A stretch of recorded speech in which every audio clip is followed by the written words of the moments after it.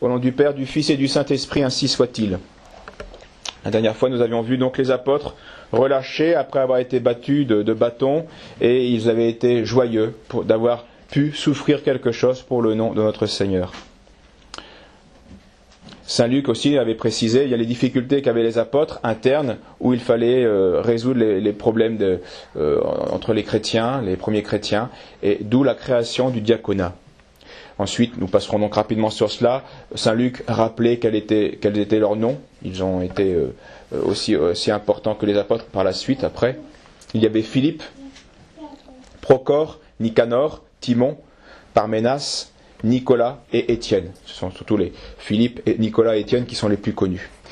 Et Saint Luc va surtout insister, un long chapitre, sur le diacre et Saint Étienne, parce qu'il est bien sûr le proto-martyr, le premier martyr du Christ.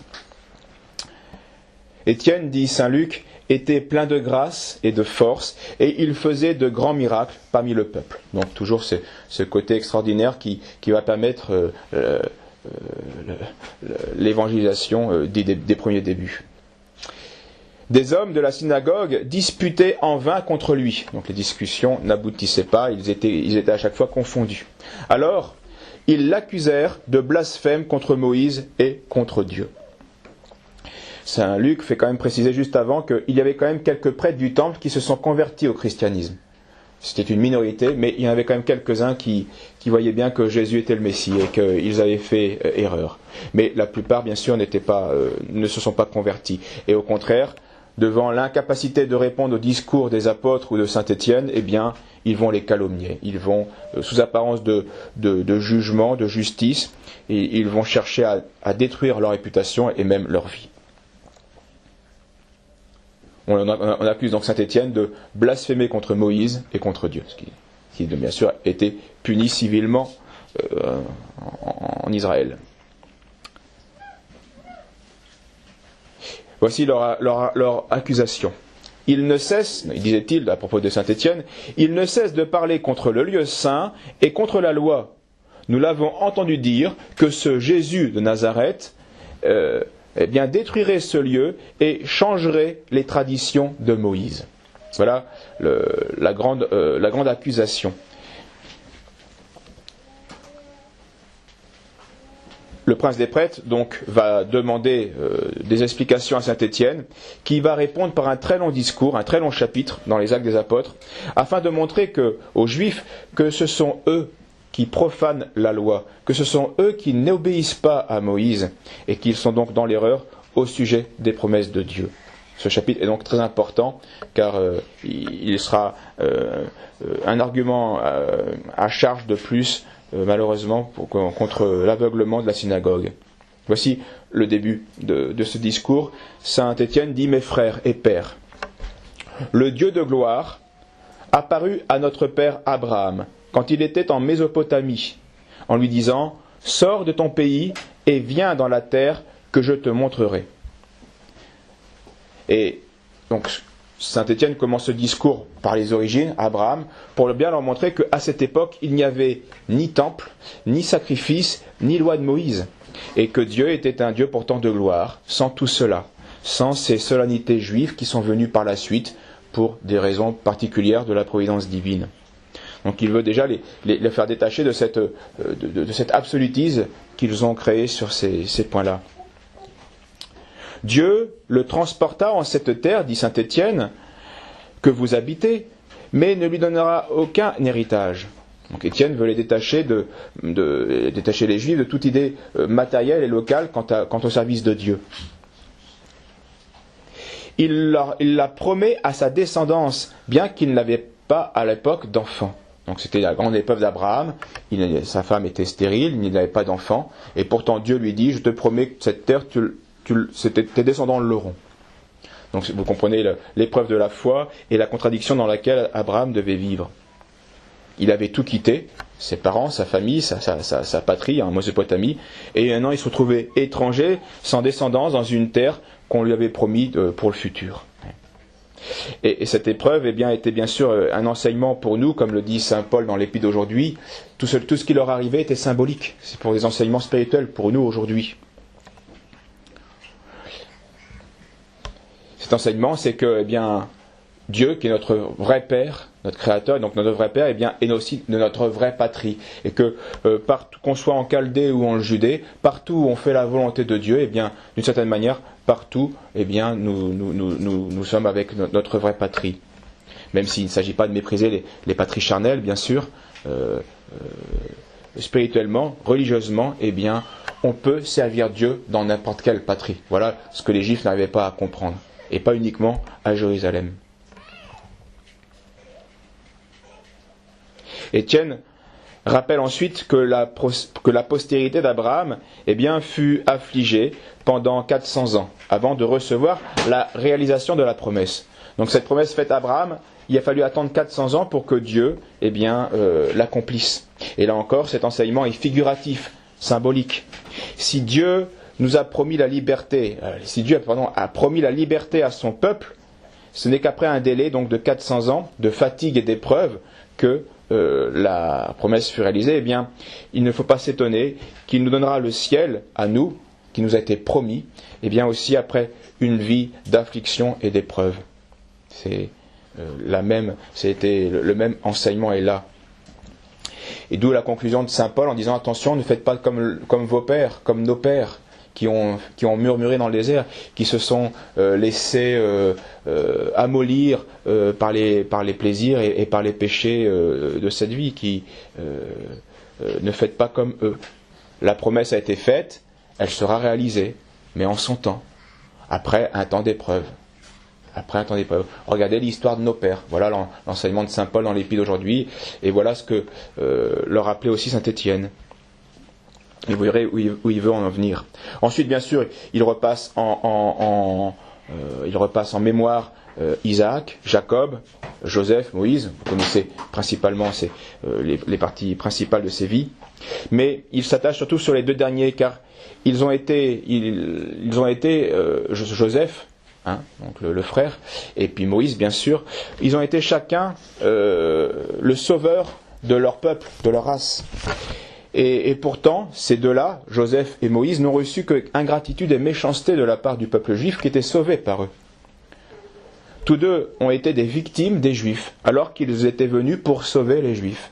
Vous voyez tout de suite où Étienne va en venir avec l'exemple même de Jésus.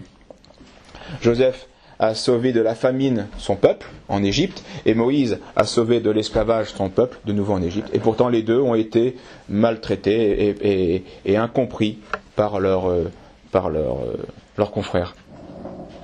Lorsque Moïse a tué un Égyptien oppresseur, il croyait, dit saint Étienne, que ses frères comprendraient que Dieu les sauverait par ses mains. Mais ils ne comprirent pas. Et au contraire, ils lui firent cette réponse à Moïse: « Qui t'a établi prince et juge sur nous ?» Et c'est exactement la même phrase que notre Seigneur Jésus entendra. « Mais qui es-tu pour avoir autorité sur nous ? Qui es-tu ? De qui viens-tu » Donc ils feront le même reproche à Moïse qu'ils ont fait à Jésus. Ensuite, Moïse va fuir au désert de Madian, puis il aura la vision du buisson ardent. Et là, saint Étienne fait une remarque très importante. C'est ce Moïse, donc, il est accusé pour avoir offensé Moïse. Vous comprenez que l'argument était surtout là. Donc il va se défendre en citant surtout Moïse. C'est ce Moïse qui a dit à Israël: « Le Seigneur Dieu suscitera d'entre vos frères un prophète tel que moi. Écoutez-le. » Et les Juifs, non seulement ne l'ont pas écouté, mais lorsque ce prophète est venu, ils ont dit: « Nous n'avons pour roi, nous reconnaissons qu'une seule autorité, c'est César. »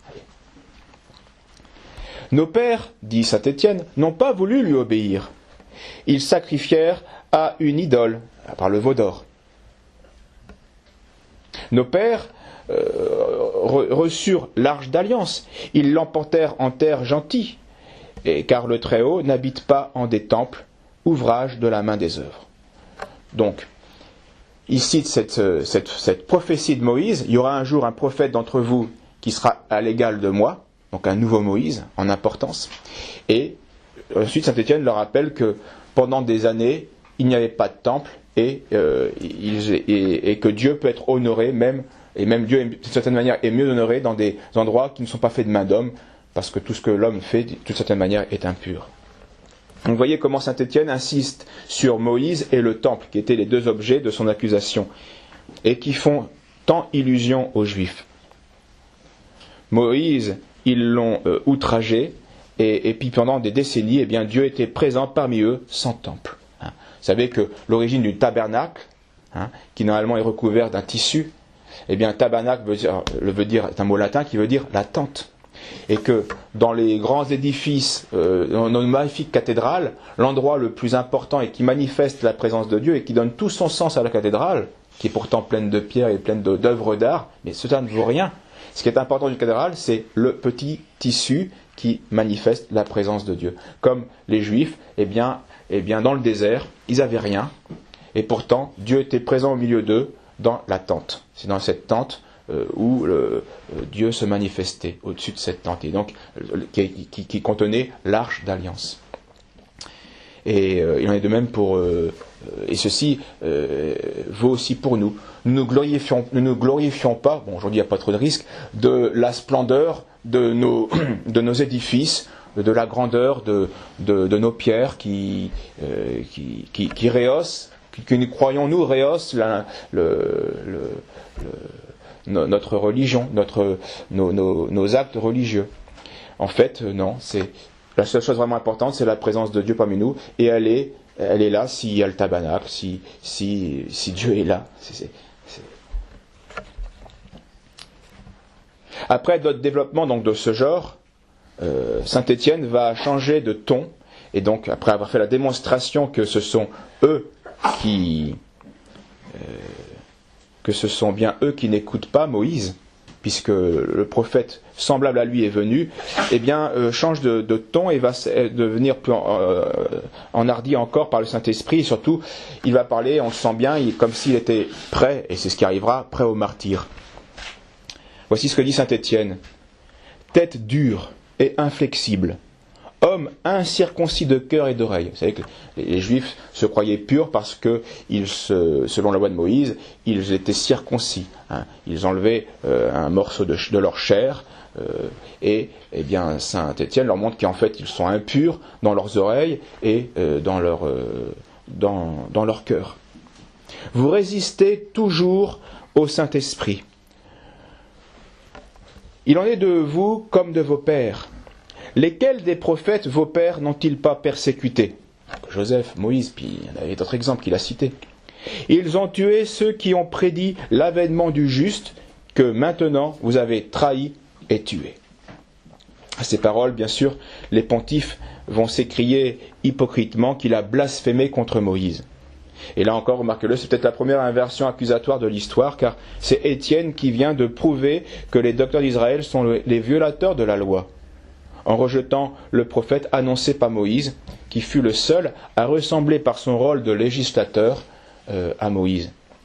Et ceci apparaît dès la vie publique de notre Seigneur, sur le sermon de la montagne, où Jésus, comme un refrain, répète constamment « Les anciens vous ont dit, et moi je vous dis. Les anciens disaient, et moi je vous dis. » Donc notre Seigneur apparaît bien comme un nouveau législateur, et par ses miracles et par son aura, il était évidemment ce prophète annoncé par Moïse. Cherchons à imiter saint Étienne dans les possibles disputes que nous aurions avec les infidèles ou des païens ou des gens qui attaquent ou qui n'ont pas notre foi. Cherchons à leur fermer leur bouche, mais surtout sans colère et sans aigreur. Le discours de saint Étienne est une démonstration. Les termes sont parfois durs, mais il n'y a pas d'aigreur, il n'y a pas de colère dans son cœur. Il n'y a point d'injure, il est calme, il est maître de ses passions. Il dit la vérité, même si elle est sévère, mais il la dit avec une certaine humilité, sans crainte des tribulations que la vérité pourra engendrer. Bref, saint Étienne servait Dieu et aimait son prochain en lui disant la vérité qui pouvait le sauver, mais sans aucun amour-propre qui peut tout corrompre ici-bas. Et cette violence qu'on se fait quand nous-mêmes, à soi-même, quand on doit dire la vérité parfois et des vérités difficiles, eh bien, ou aussi pour être vertueux, eh bien, nous méritera un martyre intérieur, même si nous ne connaissons pas de persécution extérieure. Et remarquez-le, pourquoi les enfants mentent si souvent? Pourquoi les enfants mentent si souvent? Parce que, comme tout homme, malheureusement, les enfants ne veulent pas souffrir. Et qu'ils savent bien que la vérité, eh bien, a ses exigences et qu'elle exigera et qu'elle aura comme conséquence certaines peines, certains efforts. Et malheureusement, eh bien, l'homme fuit les efforts, l'homme fuit la peine. Et l'exemple de Saint-Étienne doit nous montrer jusqu'où doit aller notre amour à la vérité. Savoir dire la vérité, même lorsque les tribulations très grandes nous arriveront. Et pour Saint-Étienne, ce sera le martyr, nous le verrons la prochaine fois. Cherchons donc à parler avec un cœur aimant. Saint-Étienne, vous voyez, leur dit au début mes frères et mes pères. Donc il y a un lien, il y a un réel amour qui n'empêche pas de dire à la fin du discours, après la démonstration éclatante, tête dure et inflexible, vous résistez toujours au Saint-Esprit. Père et frère, et pourtant. Et donc il parle avec un cœur aimant, mais il dit la chose. Il parle et non pas avec un cœur orgueilleux, ou blessé, ou affecté, ou ulcéré, ou violent, ou coléreux. Soyons donc comme Saint-Étienne, cherchons à être des hommes paisibles, patients, qui exhortons, qui corrigeons, qui reprenons, qui parfois réprimons, si c'est possible, qui réprouvons quand cela doit être fait. Nos adversaires, alors à ce moment-là, eh bien, ils seront seuls face à la vérité. Nous aurons été et c'est le but, notre mission, nous n'aurons été que des instruments. Nous aurons proclamé la vérité, et parce que nous l'aurons fait de manière très pure, eh bien, nous nous effaçons. Et à ce moment-là, les gens sont seuls face à la vérité, seuls face à Dieu. Et à ce moment-là, eh bien, nous ne serons pas un écran, nous ne serons pas un obstacle, et nos adversaires n'auront plus que deux choix à faire, qu'une seule alternative à résoudre. Ou bien ils se convertiront à cette vérité qui pourra les sauver, ou bien au contraire, ils la refuseront et ils persécuteront le prophète qui l'a dit, ou le juste qui l'a proclamé. Ce qui est arrivé pour notre Seigneur, comme pour Saint-Étienne. Au nom du Père, du Fils et du Saint-Esprit, ainsi soit-il.